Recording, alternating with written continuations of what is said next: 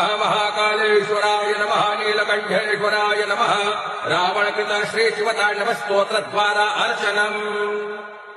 ओम जटाटवीगलज्जल प्रवाहमावितस्थले कलेवलं कलम्बितं भुजङ्गतुङ्गमालिकां टमट्टमट्टमट्टमन्निनाथमट्टमरमयं चकारचण्डताण्डवं धनोतु नः शिव